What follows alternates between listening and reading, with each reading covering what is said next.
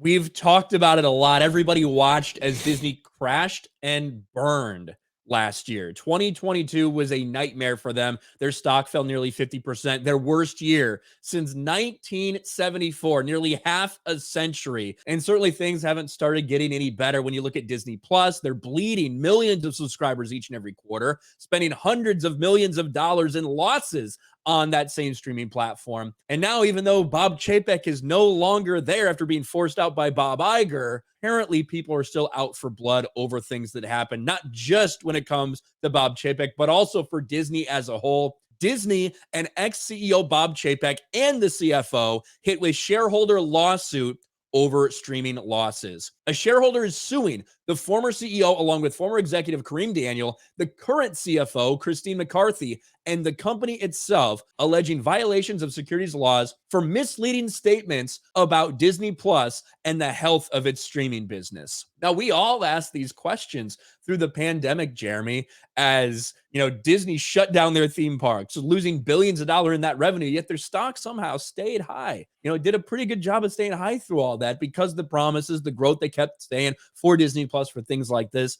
Well, now it looks like some of the shareholders that got fucked, they got destroyed because Disney continued to lie to them, are out for blood. Here are the things that they're alleging. These are all things we talked about a couple months ago, too. Defendants throughout the class period Disney, right, made false and or misleading statements and or failed to disclose that, one, Disney Plus was suffering decelerating subscriber growth, losses, and cost overruns. Two, something we've talked about here before, the true costs incurred by connection with Disney Plus had been concealed by Disney executives by debuting certain content instead for Disney Plus initially on Disney's legacy distribution channels, then making the shows available on Disney Plus to improperly shift costs out of the Disney Plus segment. We talked about this when they decided to put Andor randomly on all of their networks. Same thing for the Santa Claus series. And of course, it was other things as well. One of the reasons supposedly Bob Chapek got kicked out was because the CFO made these allegations. We talked about it with what they're doing with Marvel movies, bringing them on Disney Plus. Where is this money going to? Is it coming out of one pocket and going into another? How are they handling all these things? It looks like shareholders that lost a fuck ton of money are furious,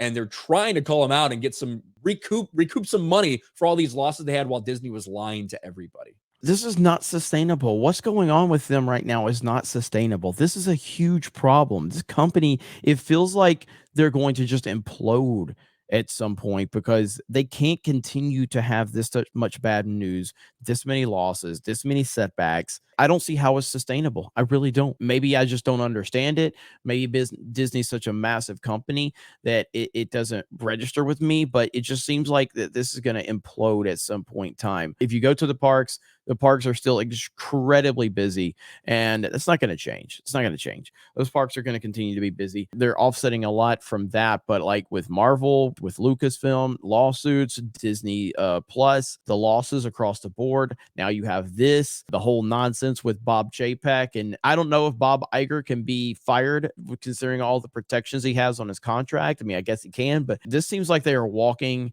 a very, very tight rope right now. Yeah, and some of the specific things, and it all stems from the stuff that came out back in November when the CFO, Christine McCarthy, one of the people that was behind the whole rebellion against Bob Chapek to get Bob Iger back in there, she, although she was a Bob Iger enemy or whatever, is also included in this lawsuit because she is still at the company. Basically, some of the things they said happened were that what was going on with Disney, in order to make it look like Disney Plus was more successful than it was losing less money than it actually was. You develop something for a Disney Plus. You bring this entire series, hey, 10 episodes of that Doogie Kamala or whatever that Hawaiian Doogie Howser girl reboot was supposed to be. That's supposed to be a Disney Plus thing. You make it, you do all this stuff, you market it, and then one day before you put it out on Disney Plus, they put it on ABC.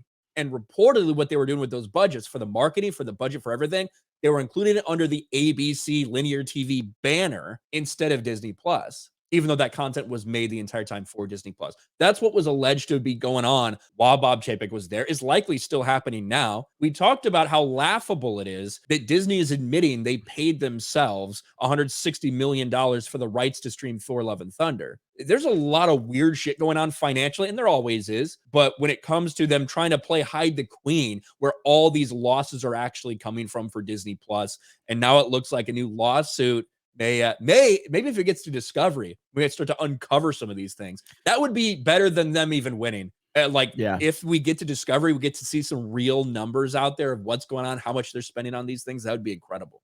That would be pretty great. And so again, it just feels like they're walking a tightrope right now. It feels like this could all kind of really implode, and a lot of it's catching up to them. Imagine a world where Disney actually did right by Star Wars and right by George Lucas and actually created a Star Wars theme park that actually looked like Star Wars and felt like Star Wars. Imagine a world where Marvel continued the momentum that they had with the in Marvel Cinematic Universe all of these years ago. Imagine a world where John Lasseter doesn't get fired for Hugs from Pixar, and Pixar is still making, banger after banger after banger instead of, garbage like Strange World, which I don't think that was actually a Pixar movie. That was Disney Animation Studios. But the point is Lightyear. Lightyear was a massive loss. They're losing across the board right now. And now you have all this other stuff going on behind the scenes. This is not sustainable. I don't know how much longer they're going to be able to hold this out, but it feels like a house of cards at this point in time. That's what it feels like to me. But you really pointed out initially, the money they get from the parks is insane. That drives everything. That covers all their losses. It really does. And they tend to keep a lot of the BS out the parks.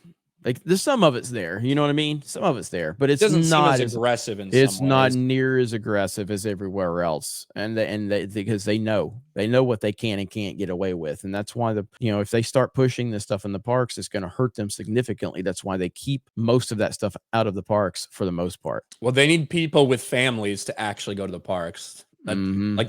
That's how they make money. So Yeah, that should absolutely. be their approach to everything, because that's what their brand was built on. But we know that's no longer the case for them.